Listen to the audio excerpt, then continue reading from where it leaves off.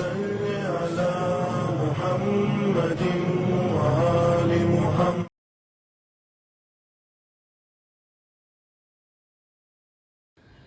اعوذ باللہ من الشیطان الرجیم. بسم اللہ الرحمن الرحیم وبہ نستعین وہو خیر و ناصر و معین.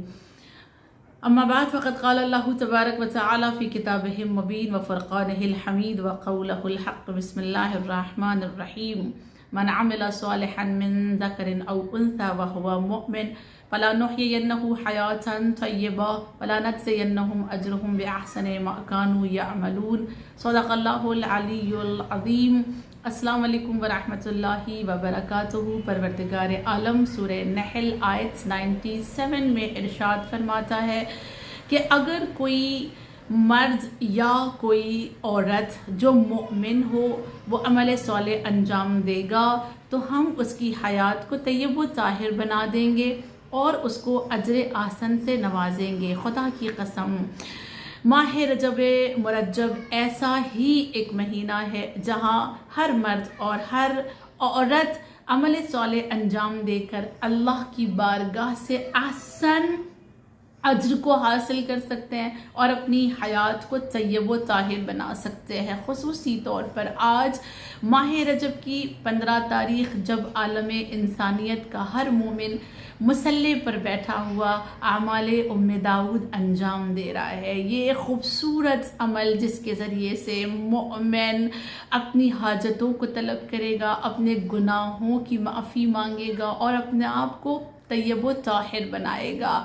معبود حقیقی کی بارگاہ میں سب سے پہلے دعا ہے خدا اس عمل کو خلوص کے ساتھ انجام دینے کی توفیق عطا کرنا اور اسے اپنی بارگاہ میں قبولیت کا شرف عطا کرنا. اے خداوند کریم، تیری ذات وہ ذات ہے کہ جس کو سمجھنے کے لیے ہمیں اہل بیت کا سہارا لینا پڑتا ہے. خدا کی قسم اگر اہل بیت نہ ہوتے تو وہ ذات سمجھ میں نہیں آتی، وہ پروردگار عالم ہمارے دل میں نہیں سماتا.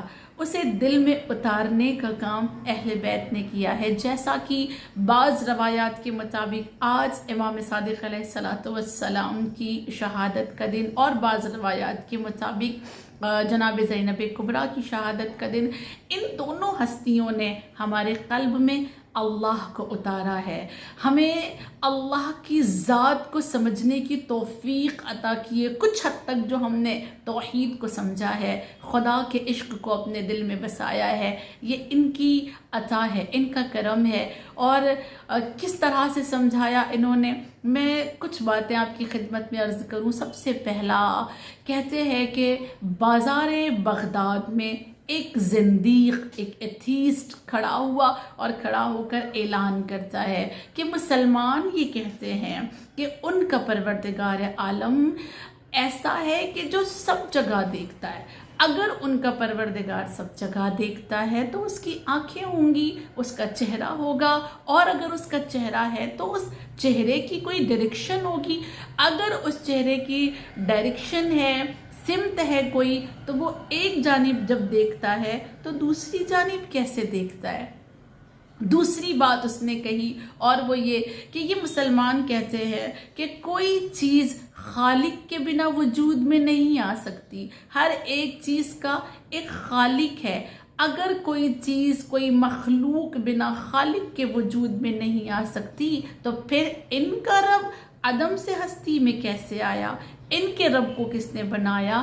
ان کے رب کا خالق کون ہے؟ اور تیسری بات وہ کہتا ہے اور وہ یہ کہ یہ مسلمان کہتے ہیں ان کا رب ایسا ہے کہ لا سنتم ولا نوم، اسے کبھی نیند نہیں آتی، وہ کبھی سوتا نہیں ہے. اگر وہ کبھی سوتا نہیں ہے تو کیا کوئی مسلمان مجھے بتائے گا اس وقت ان کا رب کیا کر رہا ہے؟ جب یہ 3 سوال اس نے مسلمانوں کے درمیان بازار بغداد میں رکھے، سارے مسلمان حیران تھے. ہر ایک سوچنے پہ مجبور تھا کہ ہاں بات تو اس کی صحیح ہے، اس کے سوالوں کا جواب مگر کسی کے پاس نہ تھا. اور اسی بازار بغداد میں 11 سال کے میرے مولا امام صادق علیہ السلام سامنے آئے اور آ کر اب زندیق کے سوالوں کا جواب دیتے ہیں۔ سب سے پہلے مولا نے کہا اے زندیق، کیا کبھی تو نے موم بتی کو جلتے ہوئے دیکھا ہے؟ وہ کہتا ہے ہاں میں نے دیکھا ہے۔ کہا جب موم بتی جلتی ہے، جب شمع جلتی ہے تو اس کی روشنی کس سمت ہوتی ہے، کس ڈائریکشن میں ہوتی ہے؟ وہ کہتا ہے کہ نہیں، جب موم بتی جلتی ہے، جب شمع جلتی ہے، اس کی روشنی چاروں طرف ہوتی ہے، سب جگہ پر اسی کی روشنی پہنچتی ہے، چاروں طرف سے، کوئی اس کا ڈائریکشن نہیں ہے۔ مولا فرماتے ہیں ہاں ہمارا رب ایسا ہی ہے، میرے رب کا نور دنیا کے ہر سمت میں پہنچتا ہے، ہر جگہ پہ میرے اللہ کا ہی نور ہے۔ اللہ نور السماوات والارض، زمین اور آسمان کے درمیان چاروں طرف بس اسی کا نور چھایا ہوا ہے۔ اور پھر میرے مولا نے کہا تو کہتا ہے کہ میرے رب کا خالق کون ہے، کیا تجھے گنتی آتی ہے؟ وہ کہتا ہے ہاں مجھے آتی ہے۔ مولا نے کہا ٹھیک ہے، تو کیا میرے لیے 1 سے 10 تک گنتی گنے گا؟ اس نے گنی۔ جب 10 تک گنتی اس نے ختم کر لی، مولا نے کہا اب اس کو الٹی طرف سے گنو۔ اس نے کہا ٹھیک ہے، اس نے گنتی گنی الٹی، 10 9 8 7 6 5 4 3 2 1۔ جب وہ 1 پر پہنچا تو میرے مولا نے کہا اب 1 کے بعد؟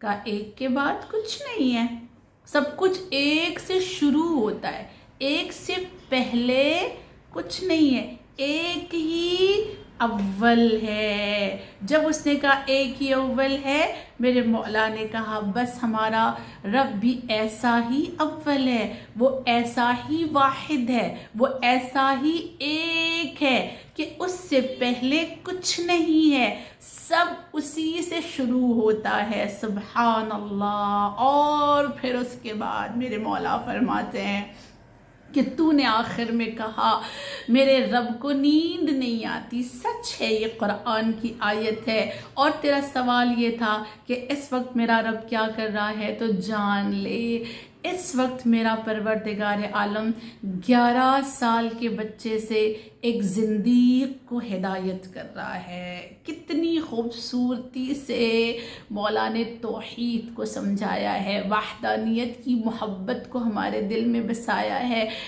11 سال کی عمر میں اگر توحید کی تشریح مولا نے ایسی خوبصورتی سے کی ہے، خدا کی قسم پھر ان کے بقیہ مناظریں کتنے خوبصورت ہوں گی۔ ہم اور آپ کوشش کریں نا کہ مولا کے سارے مناظرے کو انشاءاللہ پڑھیں، کسی دن ہم آپ کے ساتھ وہ سارے مناظرے مولا کے شیئر کریں گے انشاءاللہ۔ اور یہی وہ توحید ہے جو حضرت آدم سے لے کر امام زمان تک ایک ہی کام ہے، ہر ایک کو توحید کا پرچم لہرانا ہے، ہر ایک توحید کے لیے اپنے قدم کو آگے بڑھاتا ہے۔ اور یہی توحید جس کے پرچم کو لہرانے کے لیے کربلا کی سرزمین پر آقا حسین پہنچے، اور اسی توحید کو اور اللہ کے قوانین کو، اللہ کے اصول کو بچانے کے لیے، اس کی حفاظت کے لیے سرزمین کرب و بلا پر شہادت پا گئے، شہید ہو گئے، انصار و اقارب و اولاد کے ساتھ، ہے نا۔ اور پھر جب میرے آقا دنیا سے چلے گئے، جب شہادت پا گئے آقا حسین، تو پھر اس پرچم کو سہارا دینے والی کون تھی؟ علی کی بیٹی زینب کبریٰ۔ یاد رہے ساری دنیا میں حضرت زہرا کی ثانی حضرت زینب ہیں، جنہیں ثانی زہرا کہا جاتا ہے، مگر حضرت زینب کبریٰ نے وہ کام انجام دیا ہے کہ آج تک دہر میں کوئی ثانی زینب نہ بن سکا، کوئی دوسری زینب نہ بن سکا۔ یہ علی کی بیٹی کے کمالات تھے، اور علی کی بیٹی نے کرب و بلا کی سرزمین سے ہمارے دلوں میں اللہ کی محبت کو ڈالا ہے، خدا کا شکر ادا کرنا سکھایا ہے، اللہ کی نعمتوں پر سجدہ کرنا سکھایا ہے، اور اللہ کی امتحانات، اللہ کے امتحانات کے ذریعے سے جو ہمارے اوپر تکلیف آتی ہے اس تکلیف میں بھی صبر کرنا ہمیں اور آپ کو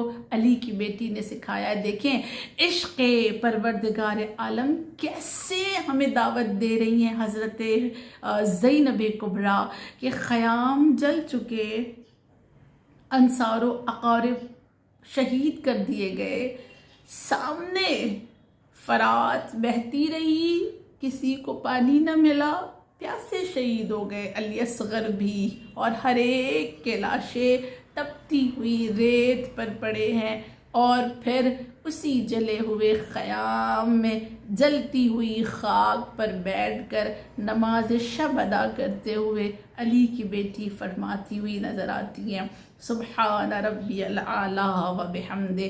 اتنا ہی نہیں، تاریخ کہتی ہے 11 محرم آئی، حضرت زینب کبریٰ کو اسیر کیا گیا، چادریں لے لی گئیں، اور پھر کبھی بازار کبھی دربار، کبھی کوفہ کبھی شام، بنا چادر کے بی بی کو نامحرموں کے درمیان لے جایا گیا، دربار میں طنز کیا گیا، تانے دیے گئے، مذاق اڑایا گیا، نوک نیزہ پہ حسین کے سر کو رکھا گیا، کبھی تشت میں آقا کے سر کو رکھا گیا، اور بار بار دربار میں یہ کہا گیا یہ باغی کی بہن ہے، یہ باغی کی بہن ہے، یہ خارجی کی بہن ہے، خدا یہ خارجی کی بہن ہے، یہ باغی کی بہن ہے۔ مگر ایسے حالات میں بھی جانتے ہیں علی کی بیٹی کیا کہتی رہی؟ ایسے حالات میں بھی علی کی بیٹی کی زبان مبارک پر ایک ہی جملہ رہا، ما رأیت الا جمیلا، ما رأیت الا جمیلا، میں نے خدا کی بارگاہ سے اپنے لیے حسن کے سوا کچھ نہیں دیکھا، اللہ نے جو کچھ بھی میرے ساتھ کیا وہ سب حسین ہے، وہ سب خوبصورت ہے، وہ سب جمال ہے۔ نہیں معلوم کہ ان دشواریوں میں بھی علی کی بیٹی کون سے جمال کو دیکھ رہی تھی۔ ہم اور آپ ذمہ دار ہیں اس بات کے کہ علی کی بیٹی نے دشواریوں میں، مشکلات میں جن جمال کو دیکھا ہے، جن جمال کو محسوس کیا ہے، اس جمال کو ہم سمجھے۔ وہ کون سا حسن تھا دربار میں، وہ کون سی خوبصورتی تھی بازار میں، وہ کون سا حسن تھا تلے زینبیہ پر، جب علی کی بیٹی کہہ رہی تھی ما رأیت الا جمیلا، میں نے خدا سے حسن دیکھا، میں نے خدا کی ذات سے جمال دیکھا، جمال کے سوا کچھ نہیں دیکھا۔ دیکھیں یہ وہ بی بی کہہ رہی ہے نا جس نے 18 سال کے جوان کا لاشا بھی دیکھا ہے، 13 برس کے کڑیل جوان کا بھی لاشا دیکھا ہے، 2 بیٹوں کا لاشا ایک ساتھ آیا ہے، جب جناب زینب کبریٰ نے دونوں بچوں کے لاشوں کے درمیان بیٹھ کر شکر کا سجدہ کیا ہے۔ یہ وہ شہزادی ہے جو اپنی آنکھوں سے دیکھ رہی تھی سید سجاد کے زخموں کو، کبھی بیڑی کا زخم، کبھی ہتھکڑی کا زخم، کبھی توق کا زخم، کبھی تازیانے، کبھی بار بار دھوپ میں بٹھایا جانا تازیانوں کے ذریعے سے، اور اس پر بھی علی کی بیٹی کی زبان پر جملے کیا ہیں؟ ما رأیت الا جمیلا، ہم نے خدا سے حسن دیکھا، ہم نے خدا سے جمال دیکھا، ہم نے خدا سے خوبصورتی دیکھی، یہ جو کچھ بھی اللہ نے میرے ساتھ کیا یہ سب خوبصورت ہے، سب خوبصورت ہے۔ دیکھیں یہ پیغام جو ہے نا توحید کا، ہمیں اہل بیت کے گھرانے والے ہی سکھا سکتے ہیں، یہ وہی ہمیں بتا سکتے ہیں۔ توحید کی محبت کو اپنے دل میں بسانے کا انداز ہم علی کی بیٹی سے سیکھ سکتے ہیں۔ مگر جب کسی نے توحید کے پرچم کو بلند کرنا چاہا تو کبھی امام صادق علیہ السلام کو منصور دوانقی جیسے ظالم نے زہر دیا، ان کو شہید کیا، اور کبھی علی کی بیٹی کا حسین پہ گریہ کرنا جب برداشت نہ ہوا تو ظالم شامی نے شہزادی کے سر پر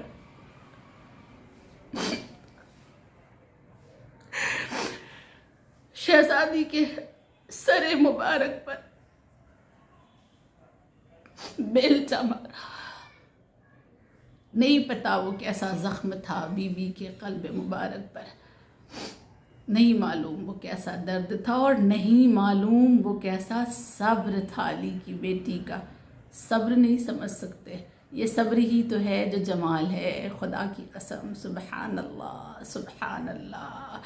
جس جمال کو علی کی بیٹی دیکھ رہی تھی نا کربلا کی سرزمین پر، وہ صبر تھا. صبر ظلم کے سامنے جو علی کی بیٹی نے صبر کے جوہر دکھائے ہیں، اس سے بڑا کوئی جمال نظر نہیں آتا کربلا کی سرزمین پر. اور یہ صبر ایسا ہے کہ ظلم ہار گیا، صبر کے سامنے گھٹنوں کو ٹیک دیا ظلم نے، اور صبر آج تک اپنے جیت کا اعلان کرتا ہوا نظر آتا ہے. خداوند کریم کی بارگاہ میں دعا کرتی ہوں، معبود ماہ رجب اور شعبان کی مبارک رات اور مبارک دن میں تو ہمیں اپنی معرفت عطا کر، معبود اپنی محبت سے مالا مال فرما. خداوند کریم کچھ نہیں چاہیے، کچھ نہیں. اس بے وفا دنیا میں ہمیں کچھ نہیں چاہیے، ختم ہو جانے والی ہے، فانی دنیا ہے. جو کچھ بھی ہے سب فنا ہو جانے والا ہے. کوئی آرزو کوئی تمنا اس دنیا میں نہیں ہے سوائے اس کے ظہور امام زمان میں تعجیل فرما، ہمیں ان کے اعوان و انصار میں شمار فرما، اور انشاءاللہ آنے والے 40 میں ہمیں امام زمان کی قیادت میں 40 کی زیارت نصیب فرمانا. آخر میں شہزادی زینب کبریٰ کی چادر کا واسطہ دیتے ہیں کہ جو خبر ہم لوگوں کے پاس آئی ہے شام کی سرزمین اور ترکی کی سرزمین پر جو زلزلہ آیا ہے، معبود حقیقی اس حادثے نے قلب کو ہلایا. خداوند کریم تمام انسانوں کی حفاظت فرما، تمام مومنین کی حفاظت فرما. یہ جو امتحان تو نے ان پر ڈالا ہے خداوند کریم، اس امتحانات میں ان تمام مومنین کو صبر جمیل عنایت فرما. وتقبل منا انک انت السمیع العلیم.